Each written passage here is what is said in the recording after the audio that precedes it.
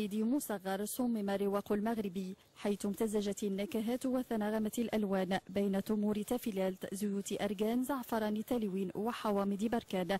تنوعت المعروضات المغربية، منتوجات فلاحية محلية ذات جودة عالية يعرضها فلاحون صغار مؤطرون في تعاونيات. جينا الآن نعرضوا أحسن التمور اللي موجودة في الرشيدية وموجودة في المغرب، اللي هي تمور المشول اللي كتمتاز بالجودة ديالها وتمكنت باش تحافظ على الجوده ديالها، وعندها واحد الان لابيل اغريكول. مثل واحد المنتوج ديال زيت ارغان، يعني كاين زيت ارغان اللي هو طبيعي 100%، وكاين جوج الانواع اللي كيتستعمل للبشره والتجميل، وكاين الزيت هو نفس الزيت اللي كيتستعمل للاكل.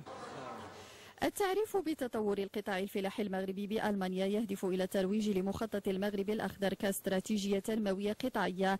المخطط يرتكز على دعامتين أساسيتين: فلاحة عصرية يتم من خلالها دعم حوالي 1000 مشروع، وفلاحة تضامنية عبر تحسين مداخيل الفلاحين الأكثر هشاشة في المناطق النائية. حضورنا بجوج ديال الدعامات.